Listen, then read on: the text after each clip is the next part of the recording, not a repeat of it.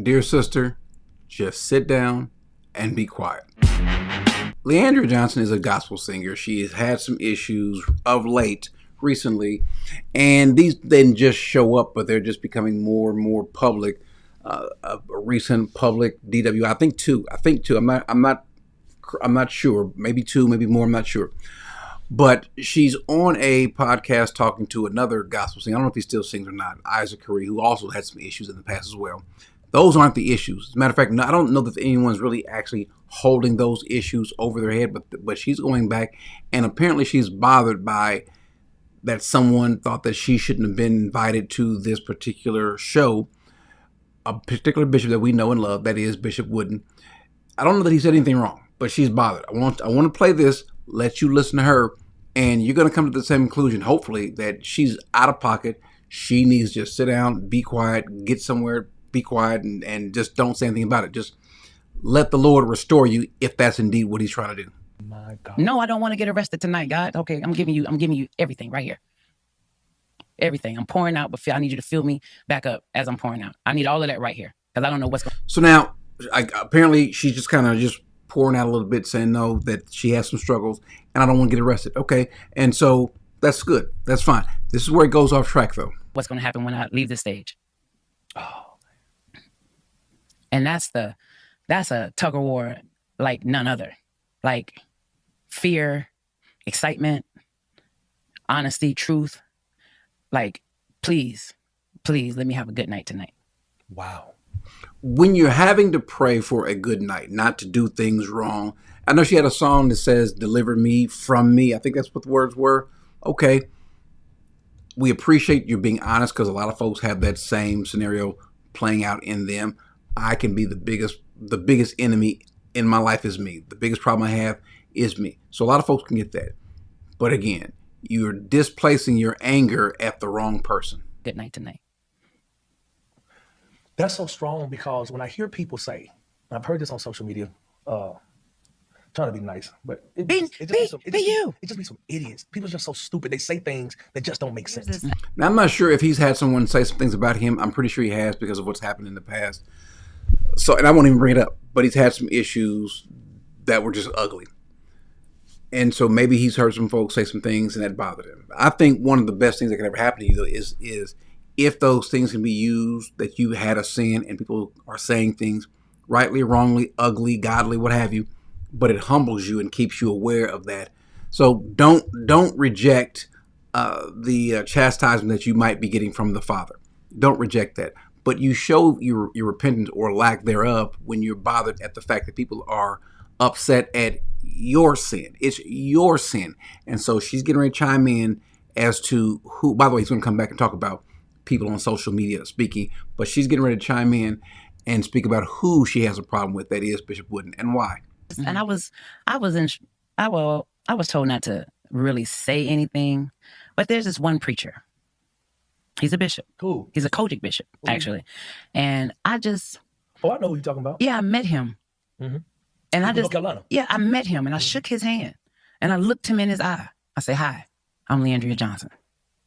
"Oh, hi, whatever. Mm-hmm.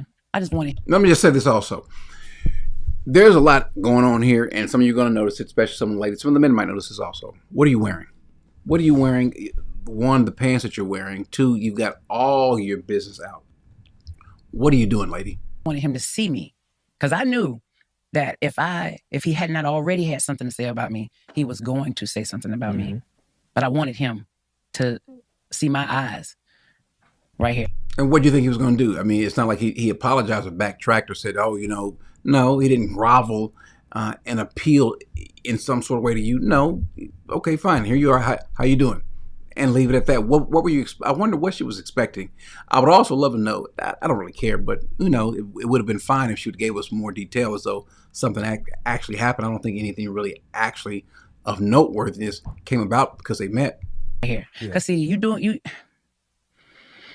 I got to be careful. I'm looking at my brother. I'm looking at my brother. I got to be careful because you don't know what nobody knows about you. Oh, they don't like that kind of preaching. You don't know. Okay, first of all, what you got something to say? Are you Are you trying to accuse him of something? Well, if that's the case, well, what does the Bible say? Do not receive an accusation against an elder except on the basis of 2 or 3 witnesses. Don't just throw something out there. Hey, you don't know what folks know about you. I know you got some dirty secrets. You're accusing him without accusing him.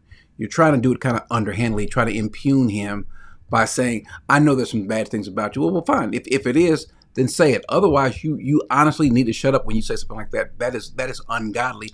It's a sin for you to do that. You are leveling some unknown accusation or the possibility or potential of an allegation being there without saying it is. Don't do that. That is sinful. But you're bothered, and we're going to find out that you're bothered really for no other reason other than the fact that you feel ashamed, which you should, but you feel bothered that someone even spoke about it. And we'll see what he actually said and why he said what he said. You putting your mouth on somebody like you squeaky. And you ain't squeaky. You ain't squeaky, my nigga. And just been all of Now, did you hear Isaac? You ain't squeaky my N-word. Can somebody on this little podcast or this show at least act holy? Just act holy. Give the pretense that you're holy so that we won't know. Don't make it so obvious that you're both worldly, because that's what comes across. You seem not to be repentant yourself, Isaac, and she seems not to be repentant. It's easy to be repentant because why? Because no one should really expect a whole lot from us, from you, from her, from me. No one should expect that much, that we are people that are prone to fall. But let's just be honest about our fall. Let's just deal with it and move on. But don't impugn the people that are calling. Now, if they're lying about you, that's different. If someone is lying about Leandra, fine. If someone's lying about you, Isaac, fine. If someone's lying about me, fine. You can call it back out. You can say, no, you got that wrong, or you can just be quiet. The better thing to probably do is just kind of be quiet, let it go away, because you were still in a particular sin. I know what it is to be in a sin, and then while you're in the sin, or while you're being accused of it, or it's being pointed out, that someone can lie even more on top of that sin, that they can say this and this and this. What do? Well, at the time that you're going through it, just take it.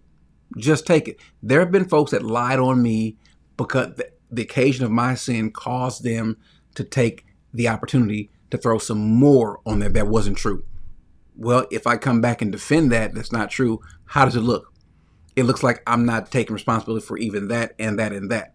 So now and people are going to do that. Initially, I wanted to push back, but after a while, you know what? You got that, because the reason why we're here is because of my sin.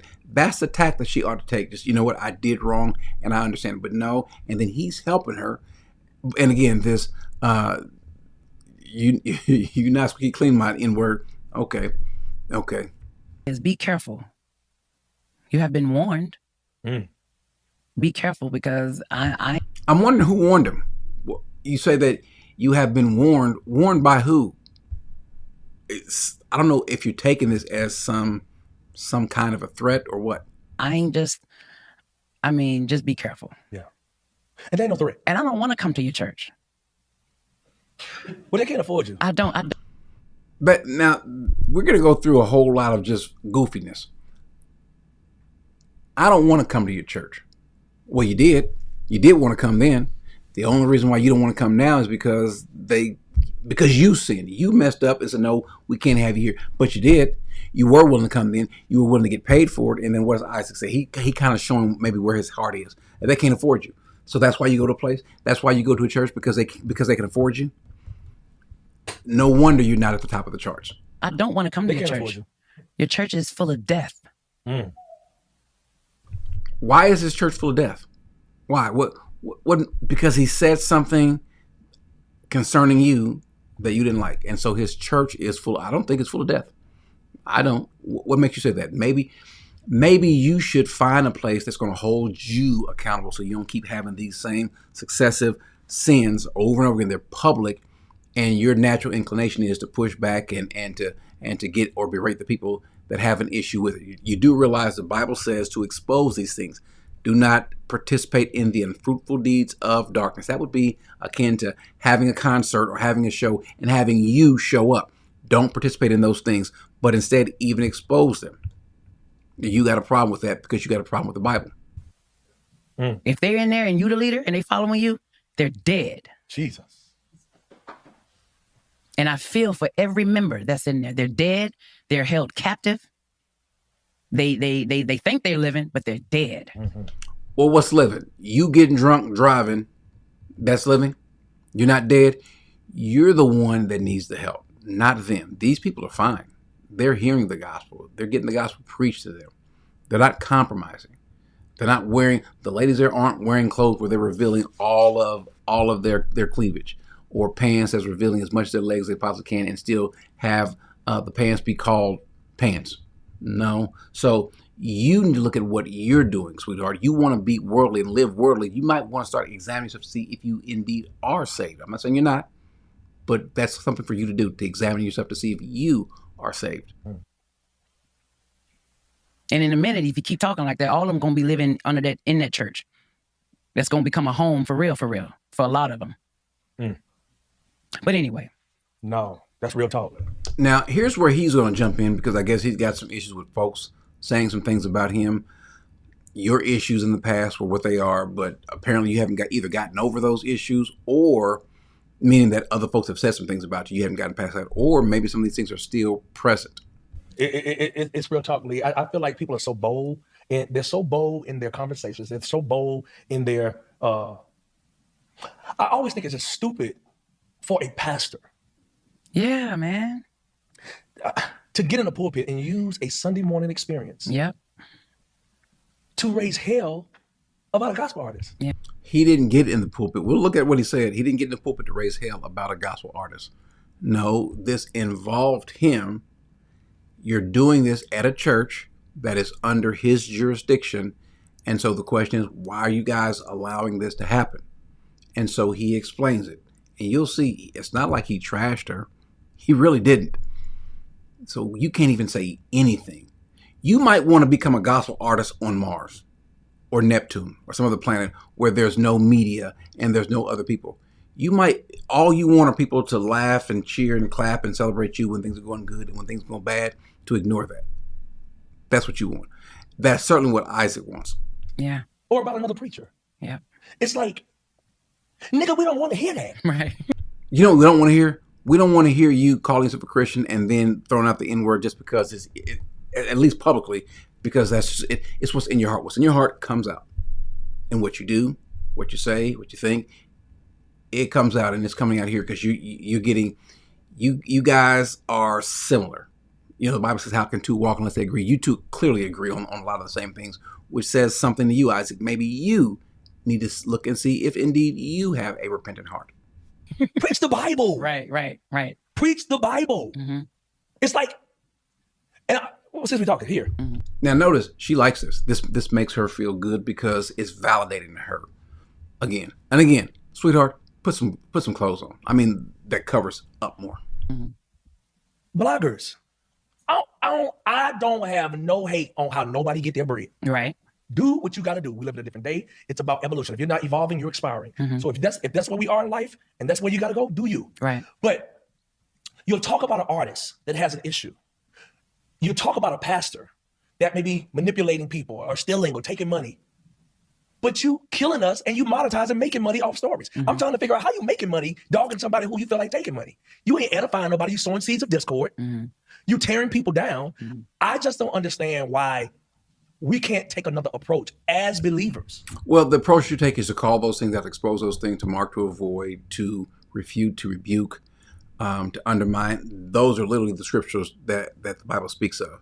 And I agree. I'm in the camp that you should not make everything about calling folks out. If your entire, it's not a ministry, but if your entire focus is to say what's bad, if that's all you do, if that's even, I feel like if that's even the majority of what you do, then you might want to, course correct. But Corey, don't you do the same thing? No, I don't. No, I don't. Again, the majority of the videos that I cover, overwhelming majority, are teaching. But that doesn't mean that you don't call those things that you have to. Especially today, you have to call those things out. But when you hear what Bishop Wooden's going to say, if this was calling someone out, this is the nicest way of calling someone out. He's not trashing her at all. Let's listen to what he says. I get blowed up for something that I feel to my friends online, and you know who you are. I don't mind getting blowed up for what I say or what I do, because what I say, I stand behind it. I am by no means thin-skinned, but I don't think I ought to get blowed up for something that I didn't do. I got blowed up for something that I had nothing to do with. And that's his point. I'll cover that in a second, but should a church address these things? Should a church, if something's happening, especially as it relates to the pastor? Yeah, they should. Paul says this. This is 1 Corinthians 5. It's actually been reported that there is immorality among you, and immorality of the such kind as does not even exist amongst the Gentiles, that someone has his father's wife. You have become arrogant and have not mourned instead, so that the one who has done this deed will be removed from your midst. You guys are sitting there and so let's be quiet. Let's not say anything. You think you're in a better spot because you're not calling this out. Let's just live and let live. Who am I to judge? You're getting arrogant off of that. No, you should be ashamed of that. And so Paul has to write and rebuke them because you're doing nothing. Bishop Wooden is not the one that Paul would be rebuking. He would be rebuking the Isaacs of the world and the Leandrias of the world. It's apparent that the gospel singer, the young lady, Leandria Johnson, has issues. And I'm praying for her. Praying for her. She has a tremendous voice. I'm told, I don't know if I've ever heard her. I haven't bought any of her records, sad to say. To be honest with you, you could tell by the songs I sing, I'm out the game. I don't sing any of the modern stuff. I don't. Most of it, it doesn't. Maybe I'm revealing my age. It just doesn't resonate with me. I got the love of Jesus down in my. That's my thing. But anyway, this young lady and I are on a program together. Put the program on all right. Now, the thing says in big letters, Greater Triangle District Conference. I am not the superintendent of the Greater Triangle District.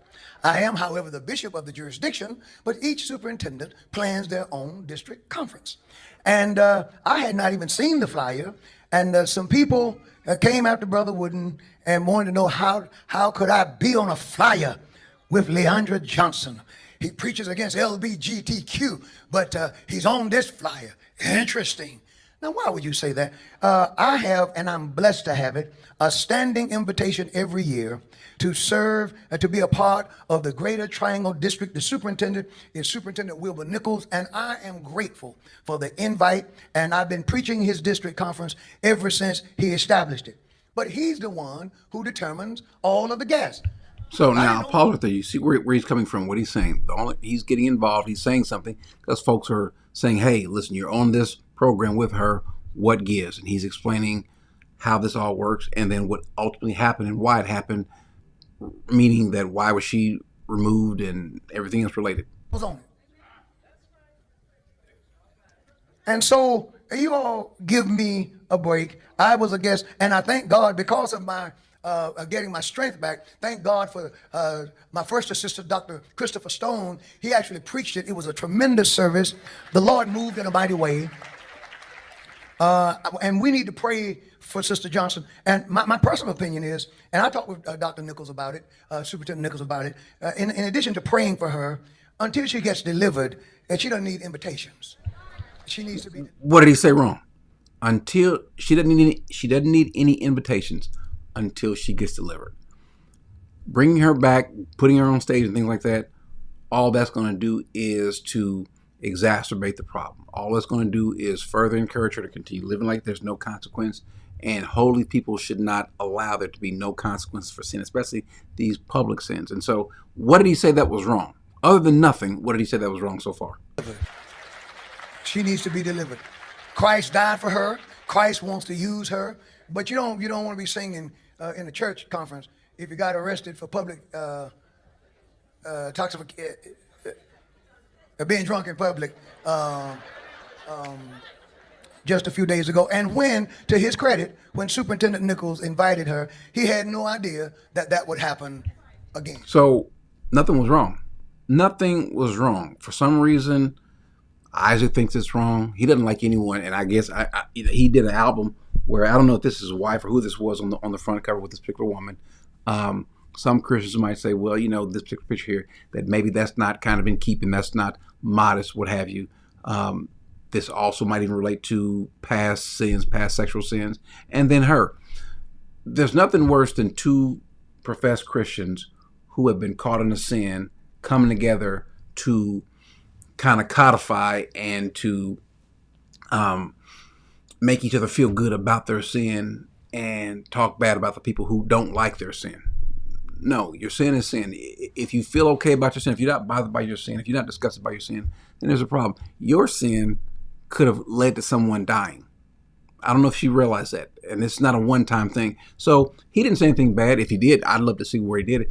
This is a case where you, ma'am, sit down, be quiet, go somewhere, stay out of the purview of people, and just let God restore you. Let someone who is spiritual restore you, but not just because you want to.